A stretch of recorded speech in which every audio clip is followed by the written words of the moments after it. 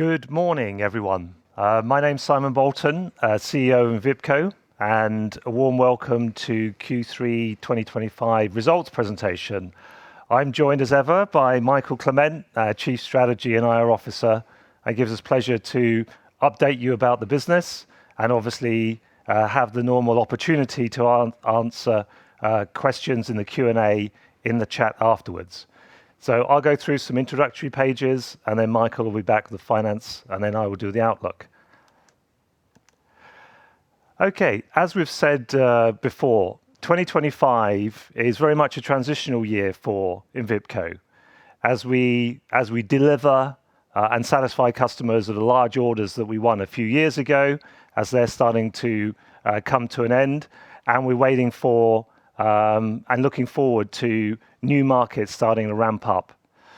As we've communicated before, the startups have been delayed somewhat, and that's now, particularly in Poland, going to happen more in 2026 versus the back end of 2025. So something of a slow quarter based on these new DRS delays. Overall then, group revenues are 22.5 million, which is 18% lower than a year before, really based on this slower and lower European RVM revenues. Because of the slightly slow and lower volume, that's impacted somewhat gross margins. Plus, we've also invested in some direct costs to be ready to install and support those new customers in those new markets already. This has also impacted slightly gross margins. So gross margin is down slightly at 35. With good control of OPEX, it means that EBITDA is negative 0.3 for the quarter, and we have a very positive cash balance as we've built the foundation for the business, which we'll talk about in a little bit more detail later. We continue to see and are really excited about the future ahead. This is an unprecedented growth opportunity for us as a business. For those who have followed the business some time, you'll see that we've talked about the tailwinds of legislation, particularly the EU legislation, which mandates basically deposit return schemes to drive 90% recovery of used beverage containers. That's only achievable by introducing a deposit return scheme, and for that you will need our goods and services that we've been making and delivering very successfully for customers for over 45 years. More specifically, in the quarter, we're incredibly proud of what we've done in Romania, and we've had a fantastic team there.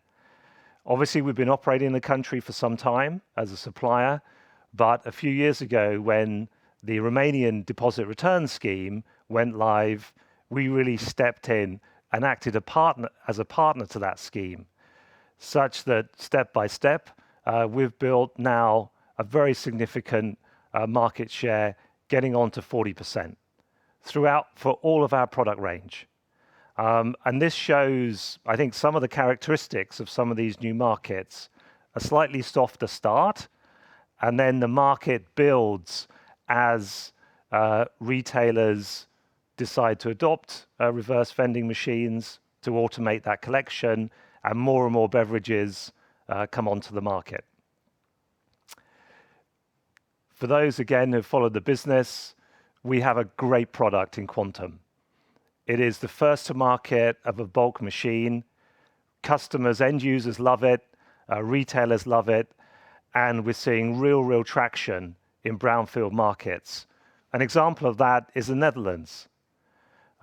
First units now have done multiple millions of containers, actually some of the highest volume per RVM in the country. Based on the success of that, we've signed a frame agreement with the national operator, Statiegeld Netherlands, and we should exit the year with about 30 units, and we expect that to really build in the future. This is really solving a problem for the operator. Netherlands introduced cans quite late in the scheme a few years ago, which suddenly over doubled the volume of containers.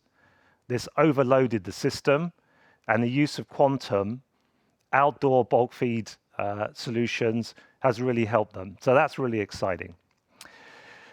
We continue to commit to communicate, in good times and more difficult times. We think that's important. And so we held our first Capital Markets Day a couple of months ago, and thanks for everyone who joined in person here in Oslo or online. You can still see the transcripts and the presentations. And there we wanted to take the opportunity to really paint the long-term vision of the business and why we get so excited that despite some quarterly ups and downs, this is a fantastic market and opportunity for us as a business. For that, we need capital. We need working capital to really make sure that we can satisfy and take all these opportunities that are in front of us. So we did two things on the finance side. We refinanced the debt. We moved from a small regional US bank to an international bank and partner in ABN AMRO, which really understands what we need and is a partner for us, we think, for the long term. So we're excited about that change. And then, as mentioned, we had a successful private placement in September, and that really then has given us a rock solid financial foundation on which to go forward with these markets. We will continue, and as we've said, we continue to invest in the business. We need to bring talent into the business to make sure that we can deliver and that we can really accelerate in all of the markets, in all the different attributes that we want to do, be it product development, be it very high quality service, financial backbone of the business. And so we've made key headcount additions in a controlled way, of course, in those elements of the business. For those who may be joining for the first time, just a reminder, Envipco is a global recycling technology business. As mentioned, we have in EU, in other countries, a real drive to tackle the plastic crisis by introducing a deposit return scheme, which we automate. 5 or 6 years ago, we have moved and we've pivoted such that we adopted a strong position in Europe. We've been successful, Malta, Hungary, Romania, and so on. Real proof points that we can do that, and we will continue to do that in the future. We invest in competitive delivery platform, be it technology, our organization. We've now got a really good mix of new talent coming in from different markets, plus also people who have been with the business sometimes 20 or 30 years. So a seasoned team to deliver on this. And then the combination of growth in existing markets and new DRS markets, we can see a real road to drive continued exciting growth and profitability for the business. So with that, I'll say, Michael, over to you. Run through the financial highlights. Thank you. Thank you, Simon. Good morning, everyone. I'll start out with taking you through some of the financials, starting out with the profit and loss. Revenues in Q3 were 22.5 million, as Simon mentioned, down 18% year over year. Prime driver being lower European RVM sales, as we continue to deliver into existing markets on the tail of those opportunities. Gross margins, 35%, down from 36.6% in the same quarter last year. Key driver being us building a service organization for new markets, preparing for what's to come, and also low utilization in our assembly facilities. Operating costs relatively flat sequentially at 10.6 million euros, up 6% year over year from 10 million euros in Q3 24, resulting in an EBITDA of negative 0.3 million euros. EBIT came in at negative 2.7, with net profit at minus 4 million euros in the quarter. Year to date, revenues are also down 18% year over year to 66.6 million euros. Once again, with lower European RVM sales being the prime driver. Gross margins up from 35.7 in the first 9 months last year, just 36.3% in the first 9 months this year.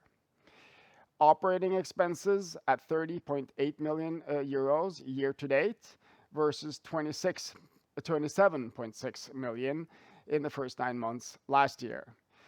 Increased headcount is the prime driver of that increase, with EBITDA of 0.5 million euros year to date.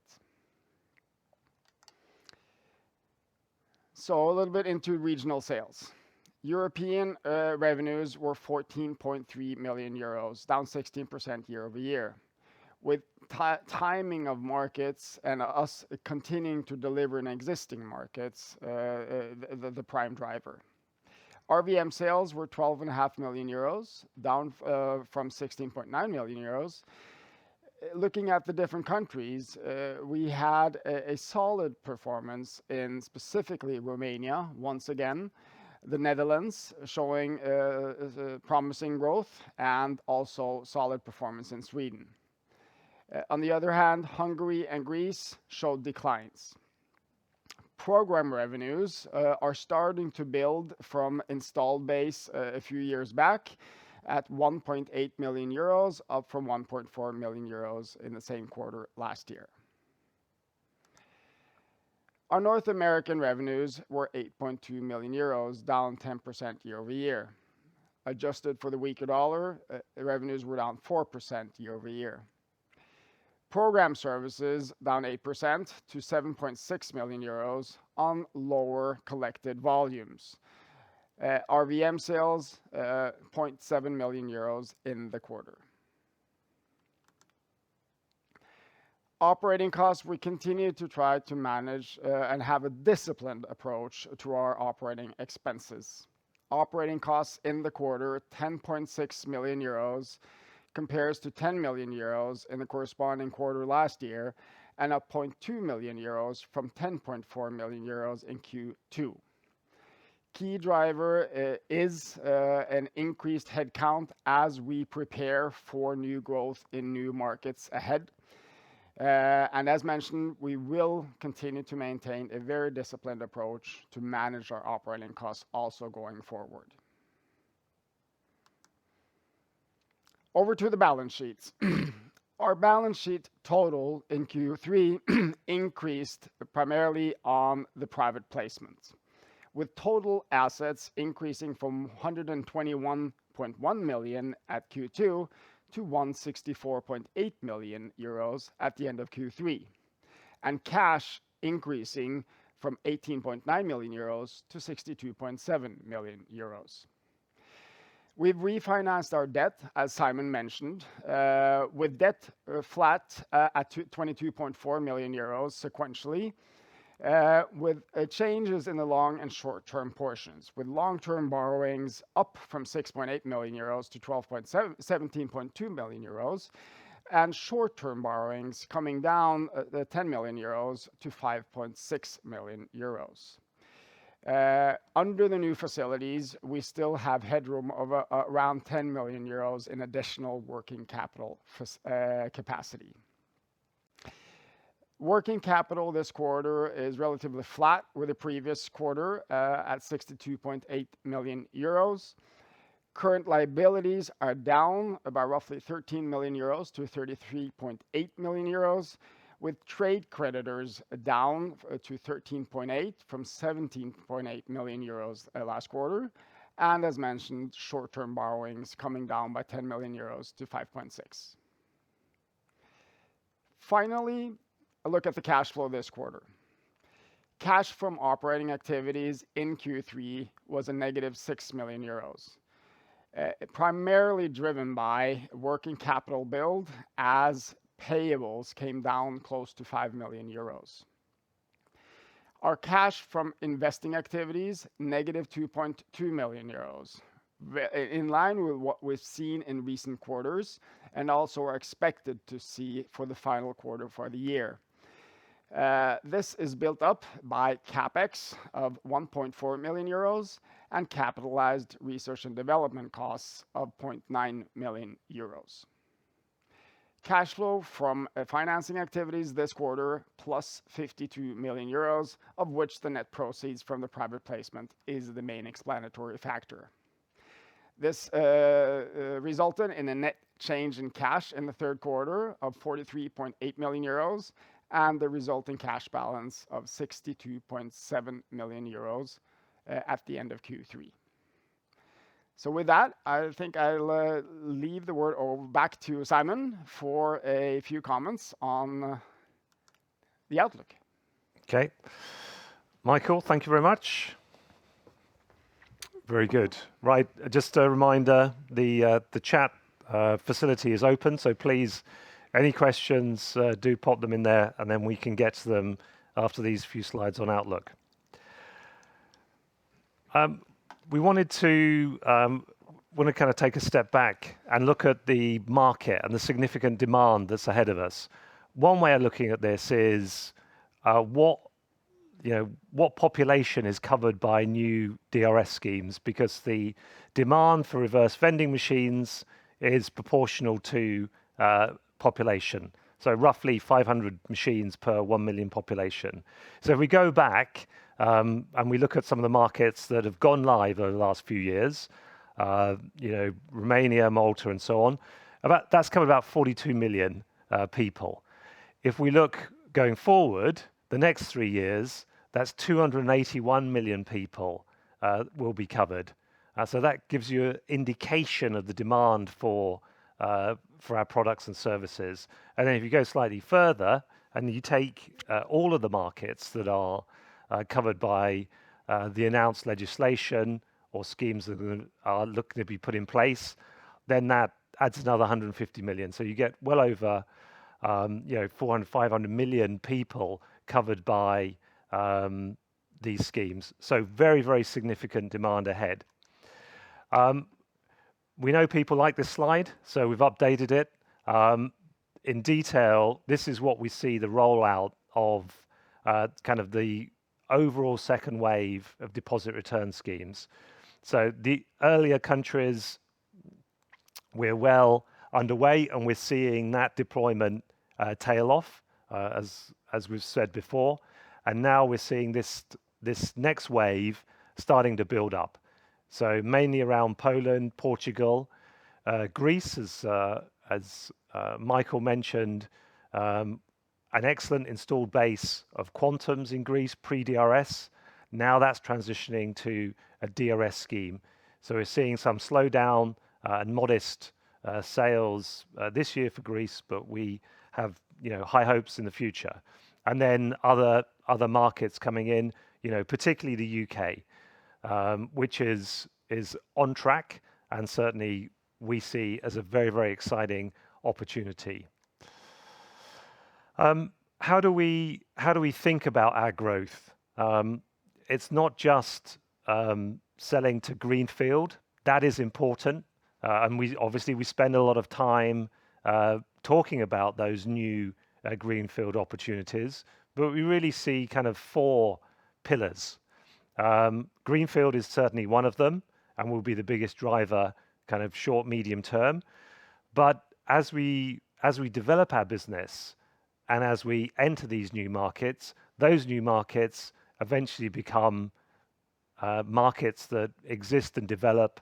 They have recurring service revenue, program services, there's replacement, there's expansion, there's opportunities to upgrade and develop and introduce new products. So they become important. And obviously, our biggest existing business is in North America. And you can see the strength and stability of that business. There's existing markets that we're not in at the moment. We call those brownfield, and they're growth opportunities for us. Great example of that is the Netherlands that we've talked about before. Maybe the scheme has issues, the scheme wants to expand, the scheme wants new technology, and things like the Quantum we can use, and we've demonstrated that's very effective. And then maybe the slightly smaller segment, but one that we keep our eyes on, is M&A.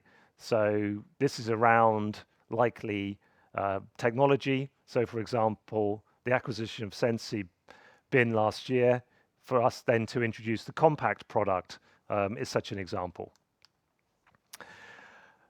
If that is the kind of the growth pillars, then how does that come through into our results and the quarterly results that you see, every 3 months? Well, there's a number of things in new markets that affect the revenue profile. First of all, is when the scheme is launched. So, does that move? And what date is that? That's important. The second thing is the character of DRS launch. So we've talked about hard and soft. What does that mean? Well, soft means there's a gradual increase in the number of containers that are in the market, which gives participants, beverage industry and retailers, longer to prepare. But it means then demand for our goods and services are also slower, and they increase more gradually over time, versus a harder go live where there's a specific date and everything needs to be ready on that date. So that then drives a firmer and kind of higher peak of deliveries. What share? We're not in this alone. We have a number of competitors. So what's our share? Contract type. A lot of customers buy the equipment and then have a service contract, but some lease, some have throughput model. All of that impacts our revenue. And then obviously market structure. Is there a few very large retailers, or like in the case in Poland, it's highly fragmented. There's many, many different chains, many different buying groups, franchise groups, and that also impacts our revenue. And obviously we have experience of navigating this space to make sure that we are positioned in each market to capture our fair share. So one such market is Poland, major market. It went live, soft launch, very soft launch, October 2025. We acknowledge there's been some noise around Poland for us. We are extremely committed and still very, very excited about Poland. This is a great opportunity. Okay, we've missed out on a couple of early opportunities, but this is just the start of the race. And this will develop over years. We've already secured firm orders, so about 500. We have an LOI that we've announced before of about 1,000 units. And on a daily basis, we're getting a lot of activity and working with major retail groups through already signed and agreed frame agreements. There is a very significant tail opportunity here. So again, one of the characteristics of a soft launch means that things develop over time. More retailers get involved, and certainly very recent announcements by retailers and some major players in the market indicate that that will be a significant long tail opportunity. On the right hand side was a slide that we actually showed at Capital Markets Day. So we've talked about a 15,000 unit market, and we talk about markets in terms of number of units. Actually, there's nearly 20,000 stores that are over 200 square meters that have to collect containers. That's in the law. However, there's double that that are over 100 square meters that are very likely to adopt the collecting containers to remain competitive and keep footfall in their store. And we've seen recent announcements by some of these large convenience stores that they are indeed going to voluntarily join the scheme. This is a great opportunity. It expands the number of retailers within the scheme, and also because they're small retail stores, really allows us to come through with our small offering, compact and flex product, which are ideal for that small convenience store market, where footprint and ease of use is very important. So Poland just started, and we're extremely excited about the opportunity ahead there. So final slide. once again, we've done a lot of work. We continue to do a lot of work to position the company to take full opportunity of this multi-billion-dollar market.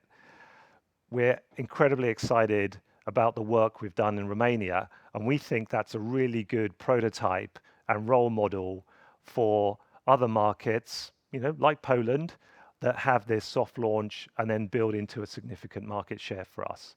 Quantum installations, they continue to get a lot of traction and interest in many different markets, and we expect that to be also one of our major product lines going forward. Even though it's a slow start, we expect Poland and Portugal to come through in revenue in Q4. We mentioned Greece. We have a great footprint pre-DRS with Quantum in Greece, and at the moment we're seeing that a transitional period as that prepares for DRS, of which of course we're working with our partner to be positioned for that. And then we are in a transitional period, as Michael has said, we're maintaining a disciplined approach. We want to keep the business ready, of course, for the growth and the opportunities ahead, but we'll be taking a close eye on investments, working capital, to ensure that we are ready to go and continue to drive the growth going forward. So with that, thank you very much. That's an update on Q3. We have Q4 11th of March, so it's a few months away. So enjoy Christmas in between. And then we will move over to Q&A. Michael? Great. Let's see here. There are some. We've got a few questions. Yeah, we can start off with a question on Poland. Sure. Here's trying just to. There are many questions here. Our 30% volume market share target. Do we still expect that to achieve that for Poland? Yeah. As I think we showed in the slide and I mentioned, definitely, we're going to get there in a slightly probably different way, but certainly we see Poland as still a very, very exciting growth opportunity. And I think what's interesting is, whereas maybe a month or so ago, there was a lot of kind of discussion about the complexity of the scheme and the speed of which is implementing. Now we've got these announcements, it's kind of accelerating the whole market. Yeah. So we see a lot of new players coming in. As I mentioned, I think the overall market will be probably larger than the 15,000 units that we indicated. But certainly, we're excited and we're certainly committed to deliver that 30% market share. Yep. What share of the announced RVMs in Poland do you expect to have installed in the last quarter of the year and next year? Yeah, look, I think certainly those customers that are maybe smaller groups from the franchise agreements that we've signed, we expect those to get in quite quickly. So we do, as mentioned, we do expect revenue to come through in Q4. You got to say though, the beverage, whilst there's a lot of excitement and activity, the number of beverages on the shelves is still relatively few.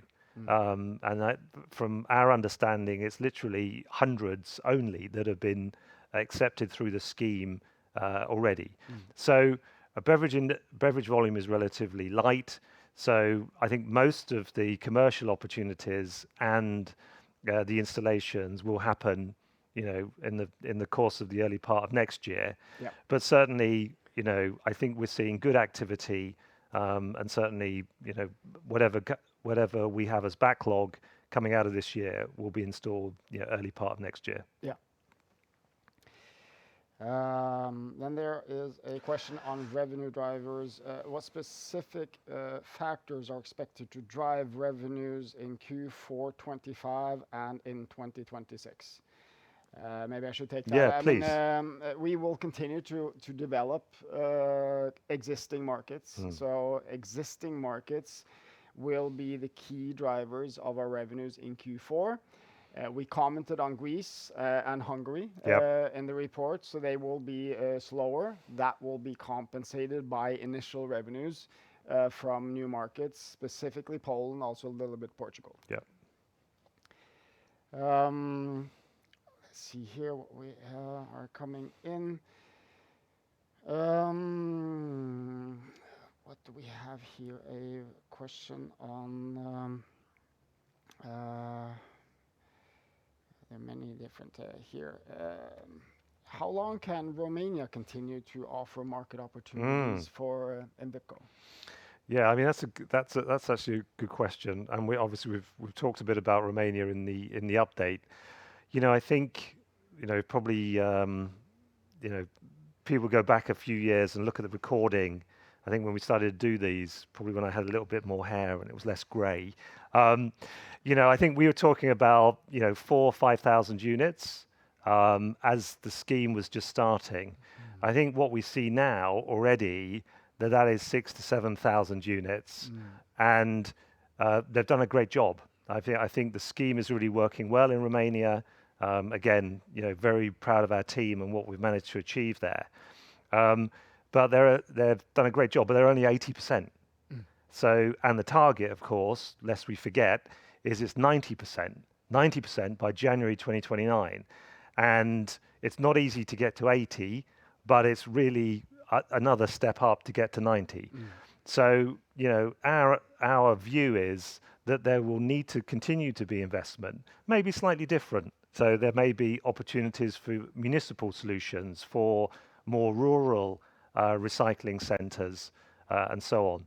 So we still see, definitely opportunities in Romania, probably not at the same rate as it has been in the last couple of years, but certainly still significant. And of course, as we've said, after the initial delivery, then you have recurring service revenue, which is very important, and also support to customers who are expanding their retail footprint and introducing the quantum machine and so on and so forth. So yeah, still very positive about Romania next year, albeit maybe at a slightly slower rate as most of the market has been developed. Yeah. France. The pilot in France, could this expand into larger commercial opportunities ahead of a DRS launch somewhere down the road? Yes. Yeah, that's interesting. So, we show France on our list. And I think, we've talked about France a little bit previously. We've shown that towards the end, towards 2029.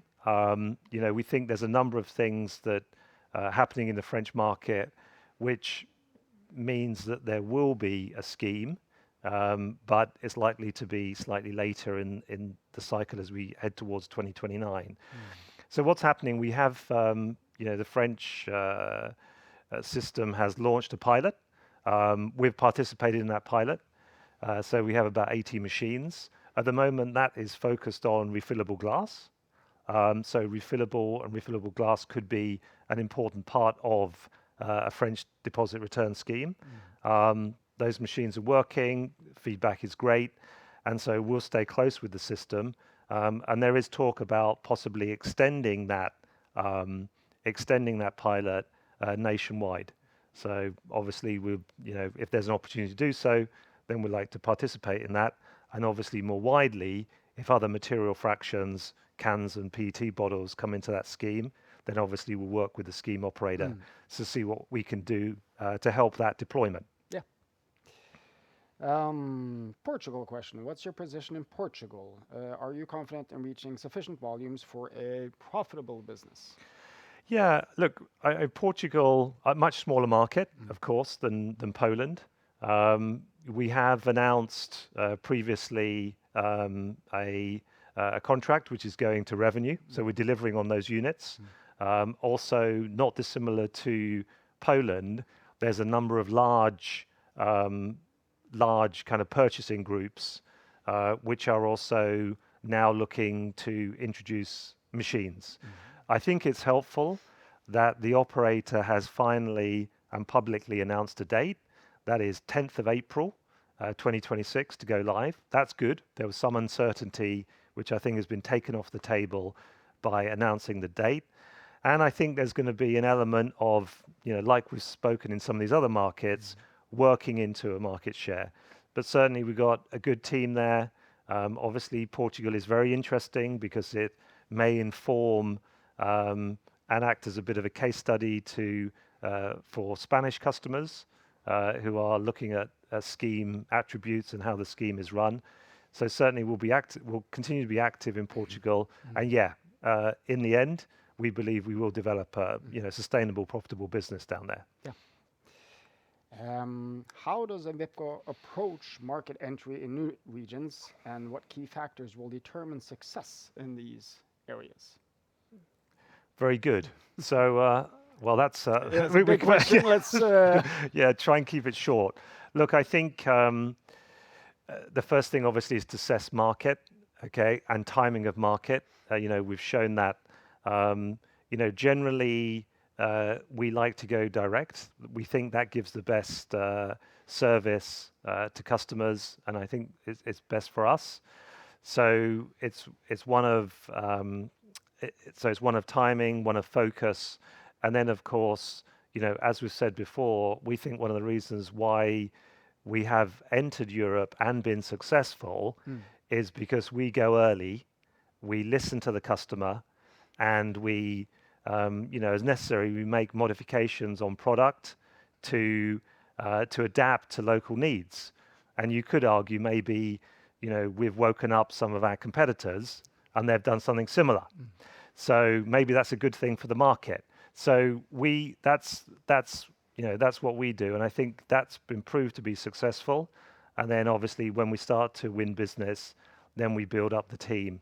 And of course, certainly in Europe, as we develop that footprint, then we can take advantage of best practices, we can take advantage of common back office and things like that to improve our productivity and our service delivery. Yeah.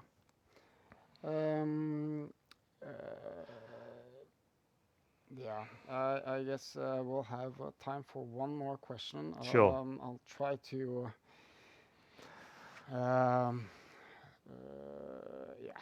You touched upon it, but looking ahead to 2026 and beyond, what are key strategic priorities for? You want to try that one? And Envipco? Yeah, I absolutely. I mean, I think Simon touched upon it in the outlook section of the presentation. We see 4 pillars of growth that we continuously develop. Yeah. We have a sizable, relatively stable US business with a 40-year plus history. Yeah. Then we've pivoted into Europe the last 5 or 6 years, establishing market positions in new DRS markets. So kind of the first pillar is, of course, continuing to develop those markets, establish strong, profitable businesses over time that generate recurring service revenues. Number 2 is to position then towards new DRS markets. That's our greenfield growth strategy. That is driven forth by legislation. The EU Packaging and Packaging Waste Regulation, other national DRS legislation, opening new market opportunities for us as a provider of reverse vending machines. The third pillar is the brownfield strategy, using our technology to help develop existing DRS markets. Some markets struggling with reaching the 90% collection targets, where we have proven to have technology that in certain markets has been very helpful in trying to achieve that. And finally, M&A. We have, continuously on the lookout. Very selective approach. It will not be core to our growth, but it could be a complementary growth factor for us. So I think that largely Yep. there's that. So Yep. with Very that, good. maybe I don't know if you want to have any Yeah. closing remarks, Yeah. Simon. I just say, once again, thanks for joining us. Or thanks for looking at this transcript afterwards. Certainly, we are extremely excited about the future. We're working hard to drive into these new markets as we've talked about. And again, thanks for your attention. Thanks for your questions. And we'll see you again in March. Thanks very much. Bye bye.